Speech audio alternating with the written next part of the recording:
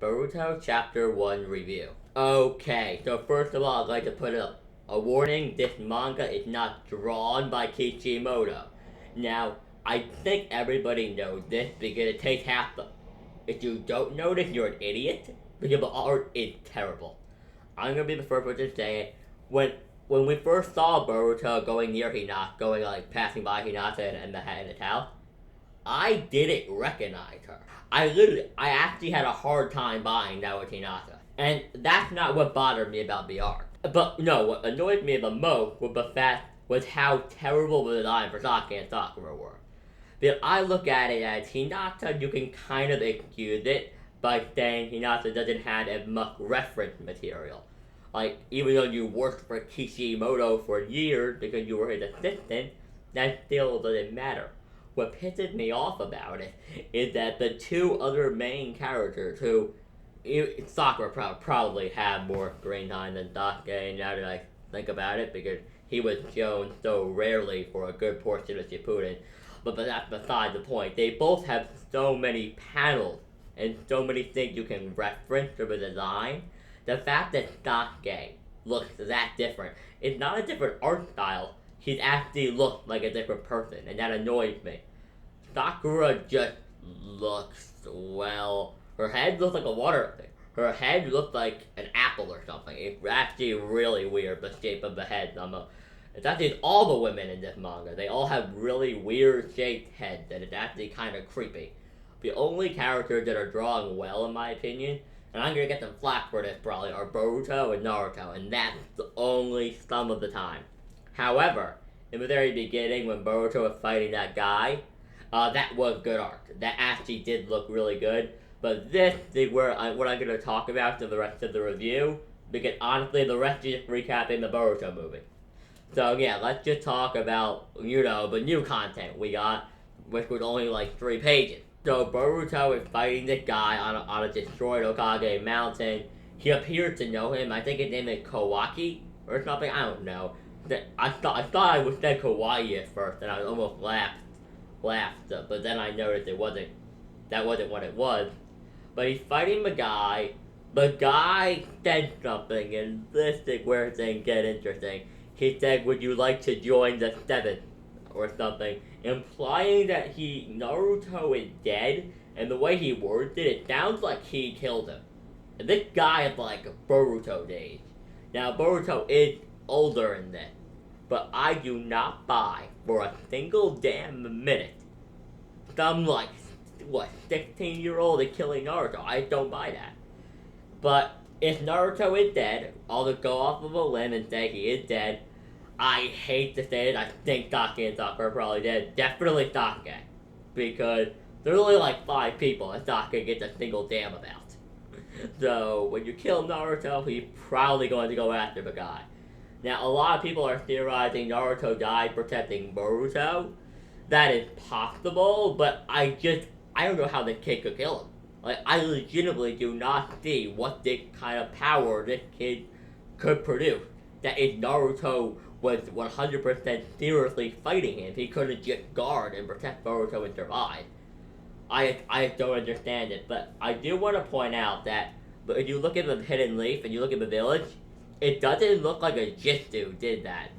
And the reason I say that is because the way he said the age of the ninja is over, and we've been seeing all these like new advancements and technology, it looks like some kind of weapon did it. And I don't mean like a chakra weapon, I mean like a bomb. It looks like some highly advanced weapon did it. And I think Kishimoto said he doesn't put guns in the series at one point because it would be it wouldn't be fair. Now, I do want to point out, this was way before Demigod, Naruto, and Sasuke. Let's be honest, the gun isn't killing the guy. Or Sakura, actually, because regeneration, but whatever. The point, though, is that the village looked like it was destroyed by a weapon, so maybe they made, like, a bomb or something, and it just killed Naruto? I mean, I can barely see that happening, considering he's blocked tail beast bombs before, and he stopped the Indra's arrow from Sasuke, which, in my opinion, could have leveled the entire valley at the end. The point, though, is that all we got out of this chapter was really that the Hidden Leaf had been destroyed and Naruto is possibly dead. Now, I'm going to give a list of like people that I think could be important that I think could be alive. I don't think, if Naruto is truly dead, I would say Sasuke is like a 50% chance of being alive. I'm pretty sure if Sasuke is dead, Sakura is definitely alive. We're going to need a former. I assume the best way to give an expedition would be through a former main character. And I can see how, and Sakura is a better option for that than Sasuke, because it's pretty clear the reason if Naruto is dead at the very start of the manga, the reason is clear. He's too powerful. Him and Sasuke are too powerful. Sakura is powerful, but she's not like so powerful to the point of like Naruto and Sasuke where they can just stop the plot from progressing. That's a major problem that Kishimoto had. Like, look at Gaiden. He had to nerf Naruto and Sasuke just to make Sakura do something cool. He literally had to make them look weaker just because he made them too powerful. Like, he had to make them weak. And then the Boruto movie, they're certainly strong again. And Naruto the last. Naruto can barely beat Toneri, when Toneri is clearly nowhere near Sasuke's level in my opinion. At least the level he was at during the war. The point is that he has to make the power scaling work for that point. And looking at it logically, can you really tell me that it would be a good idea to have Naruto and Sasuke in this story? Really? Boruto even said this is his story. He said it in the introduction he did. It's his story, and it wouldn't make sense to have Naruto or Sasuke alive because they can pretty much beat anything. So I'm assuming Naruto and Sasuke are dead. Sakura, I would say like a 50% chance of being alive. Hinata or Himawari is dead. Because you see Boruto has a scar over his eye like Kakashi. And I would assume the Byakugan is under there. I don't know if it really was under there or not, but I'm like 99.9% sure the Byakugan is under there. But we know he doesn't have it. We see it in the Boruto movie and in this manga. He did not have it when he was younger. So the only logical explanation for it, of course, would be that either Hinata or Himawari died and gave it to him, and gave them the eye. Gave Boruto the eye. Well, then again, there are hundreds of Hyugas, but it would be more impactful and better from a storytelling perspective to give, or maybe Hinata to give him the Byakugan, or Himawari. I don't think Himawari is dead though, because he's a new character. But I will say, if Sakura is dead, I guarantee Kakashi is alive. In fact, even if Sasuke and Sakura are both alive, Kakashi is still going to be alive. Because Kakashi is just, he seems like a character that in this story will be used mainly for expedition. So those are my thoughts on like important characters that are, that matter at this point, of the characters that we really care about. But yeah, as for the chapter, if I had to rate it, I'm gonna get some flack for this, like some serious flack. But before I say it, I just want to say I have seen the Boruto movie. I will link my review for that down in the description. I hope go watch that. It's like an hour long. It's long, but if you want to know my thoughts on the whole Boruto story, watch that. I will not be talking about the Boruto movie part in this manga unless they are different. I'm not doing that. That's a waste of my time.